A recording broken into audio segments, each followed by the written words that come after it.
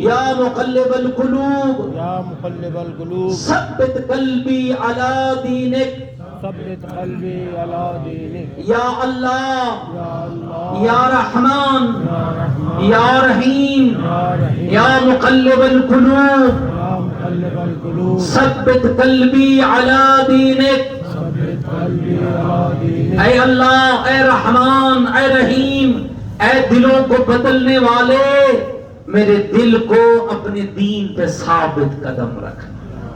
مومنین، تیاری کا معنی یہ ہے کہ دین آل محمد پہ ثابت قدم رہو۔ کسی شاعر نے 4 جملے کہے، میں اسی پہ بات ختم کر رہا ہوں۔ میرے امام، تیرا قرض مجھ پہ واجب ہے۔ عہد کرتے ہیں امام سے، ان جملوں میں شعر نے امام سے عہد کیا، ہم بھی کرتے ہیں۔ میرے امام، تیرا قرض مجھ پہ واجب ہے، میں تیرے عہد میں عہد وفا نبھاؤں گا۔ یہ انتظار کی دولت نہیں ظہور سے کم، میں اہل دل میں یہی نقد جان لٹاؤں گا۔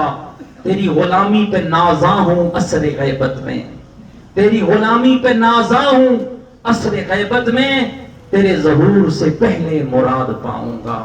اللہ اب سب کہانی و ناصر ہو۔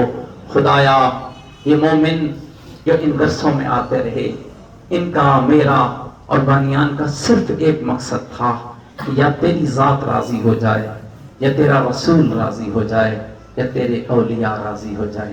میرے اللہ، تو تو راضی ہو جائے گا، تو رحیم و کریم ہے، تیرا رسول بھی کریم ہے اور رسول کی اولاد بھی کریم ہے، لیکن میرے اللہ، راضی تو بے شک ہو جا، لیکن ہمیں چین تب آئے گا جب کربلا کے منتقم کا ظہور ہوگا۔ میرے مالک، ہمارے دلوں میں ٹھنڈک تب پڑے گی جب بیت اللہ کے چھت پہ تیرے ہادیان برحق کا علم لہرائے گا، جب حی علی خیر العمل کا پاکیزہ جملہ بیت اللہ کی فضاؤں میں گونجے گا، جب نجدیوں کے چنگل سے تیرا گھر آزاد ہوگا، تیرے محمد کا روزہ آزاد ہوگا، محمد کی لٹی ہوئی بیٹی کی لٹی ہوئی قبر آزاد ہوگی۔ میرے اللہ، اس امام کا ظہور فرما جو غیبت کے پردے میں بیٹھا رو رہا ہے، رو رو کر کبھی نانا محمد کے دکھوں کو یاد کرتا ہے، کبھی دادے علی کے دکھوں کو یاد کرتا ہے، اور کبھی اس اجڑی ہوئی دادی کے دکھوں کو یاد کرتا ہے جس کی عمر تھوڑی تھی اور دکھ بڑے زیادہ تھے۔ مومنین کرام، کبھی امام کا کلام پڑھو نا تو امام غیبت کے پردے میں روتا ہے، رو رو کر کہتا ہے، میرا سلام ہو میری اس لٹی ہوئی دادی پر جس کے نازک بدن میں لوہے کی سرخ میکھیں پیوست ہو گئی۔ مومنین، دروازہ جلا، میکھیں سرخ ہوئیں، جلتا ہوا دروازہ امت نے محمد کی زہرا پہ گرایا۔ پیچھے پتھروں کی دیوار تھی، آگے محمد کی زہرا تھی، آگے جلتا ہوا دروازہ تھا۔ آپ اور میں مجلس سنتے ہیں تو روتے ہیں، پڑھنے والے کا لفظ سمجھ آ جائے تو روتے ہیں، لیکن مومنوں بار بار امام صبح و شام روتا ہے، رو رو کر کہتے ہیں، لوگوں میری جد کا جرم کیا تھا، لوگوں میری دادی کا قصور کیا تھا۔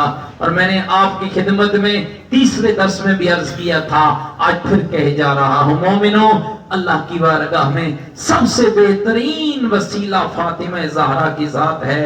اس بی بی کا ضرور وسیلہ دیا کرو جس کی زندگی تھوڑی تھی، دکھ ڈھیر تھے، اتنے زیادہ دکھ تھے کہ وہ بی بی جس کے بابے کا کفن میلا نہ ہوا، جس کے بابے کا ابھی جنازہ دفن نہیں ہوا تھا، کوئی اس کے دروازے پہ لکڑیاں لے آیا۔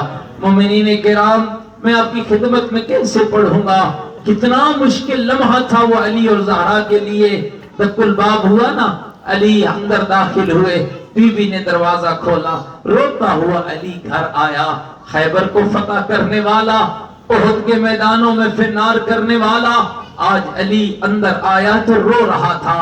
بنت محمد بھی رو پڑی، رو کے پوچھا، یا علی کیوں رو رہے ہو؟ کبھی بھی بازار گیا تھا، کہا یا علی میں نے سنا ہے کہ لوگ تجھے سلام نہیں کرتے، طلب کر۔ میرے علی نے کہا، زہرا اگر بات اتنی ہوتی تو میں برداشت کر لیتا، اب میں سلام کرتا ہوں مجھے جواب کوئی نہیں دیتا، زہرا لوگ مجھے جواب نہیں دیتے۔ مومنین کرام آپ سنتے ہیں نا کہ امام حسین غریب نہنوا کربلا ہے، لیکن میں کہتا ہوں نہیں، حسین سے بڑا غریب حسین کا بابا علی ہے۔ اس لیے دوستو کہ جب حسین مولا زندہ تھے، ابھی زین چھوڑی تھی، کافران دشمنان آل رسول میں چہمہ گوئیاں ہونے لگی۔